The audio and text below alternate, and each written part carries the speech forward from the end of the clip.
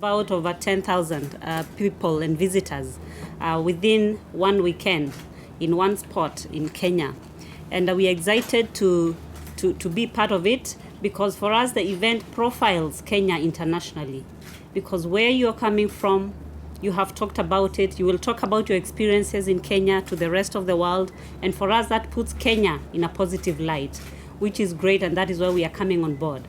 The other thing is that the event brings in huge numbers, including Kenyans. Locals will be flocking the area over the weekend with their families to enjoy and have fun and interact, and everybody will be finding a reason to enjoy and love Kenya. So we want to officially welcome all the international visitors and all the guests who will be coming from within the country to enjoy the country and enjoy Kenya. Find time outside of the event to go around and see what Kenya has to offer. It's going to be a weekend where Kenya Tourism Board will be represented. We'll have a station giving out information about where to go, what to do, and what to see while you're still in Kenya. So feel free to visit us there, and we'll be able to share with you. It takes a lot of time and effort to put together this machines in readiness for the competition. So as CBA and on behalf of CBA, I'd like to really appreciate the time and the effort that all you competitors put into this, because without you then there's no event. The sponsors, the organizers, all of us have our role to play, but the day belongs to the competitors, and would like to recognize you for that. Because of the importance and the stature of this event and the way it's growing, we are very proud of that association.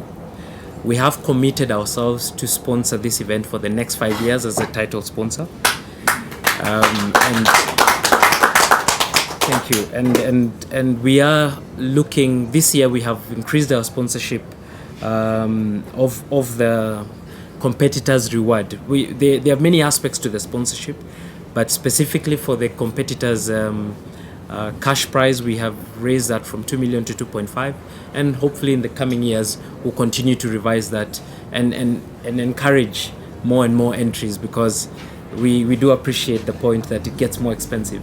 My grandfather, when he was 83 years old, decided that one of his passions was still unfulfilled, and he'd always wanted to build the car that you'll see outside there in the parking lot, which it's a replica, as Bob said, of a 1930s sports racing vehicle.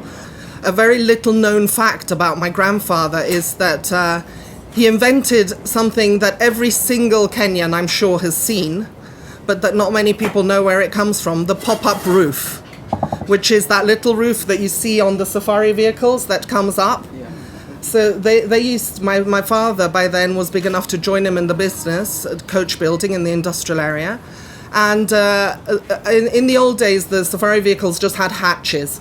And so all the wazungu that used to come from those places used to get very hot and sunburnt. And he decided that it would be a good idea to have a roof that popped up and that was then but still on the car. It just had a closing mechanism that made it very easy to provide shade as well. And those pop-up roofs are being produced today in exactly the same way from the very first technical drawing that my grandfather produced.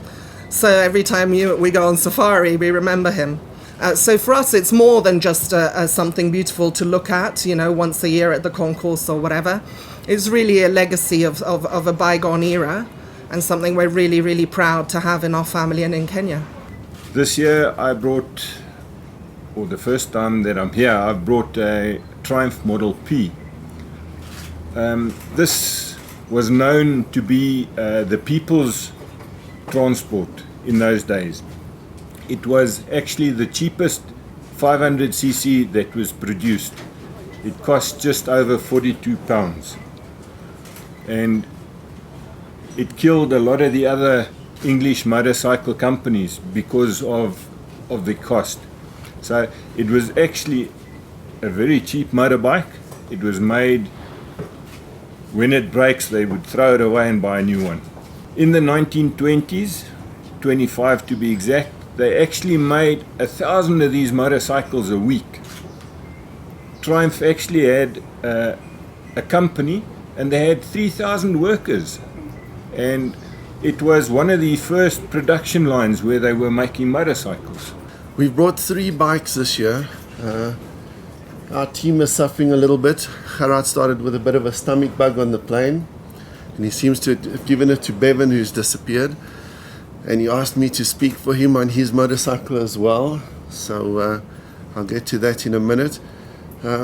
He's now suffering the tummy bug. I don't know if it's the Ugandans or the Kenyans who are hoping to beat us this year, but we're going to stay strong. Bevan has been up before, 3 years ago.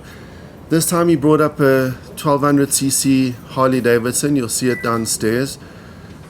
It's a 1947. It's the wartime machine that the Americans made and shipped all over the world. We got tons of them in South Africa. There should have been plenty of them here in Kenya. I don't know what you guys did with them because they're supposed to be indestructible. But it doesn't seem as many have survived. Bevan steals my bikes. That was actually one of my bikes that he stole about a year ago. I often visit and find my bikes in his garage. This one, about a month before the concours, he decided he was going to totally restore it. And we all said to him, because we all restore bikes, there's no time. And then, being the person he is, he put it off till the last minute. So he got started 2 weeks before we had to ship the bikes. And in 2 weeks he completely pulled it apart, recoated everything. Not just that, but when he pulled the motor apart, there was horrible welding inside the motor, inside the gearbox. Fortunately, he owns a big machine shop, so everything was remade out of stainless steel, and seals were put in to seal up the old thing. But he's really done a fantastic job on this Harley. What we enjoy is the people in Kenya. The food is fantastic. I'm not allowed to talk about the Tusker and everything. Competitors are not allowed to touch that stuff. And CBA, who's really taking the concours places now, I think it's fantastic. We really enjoy it, and unless you get us banned at the airport, I think we're going to see you again next year. Thank you.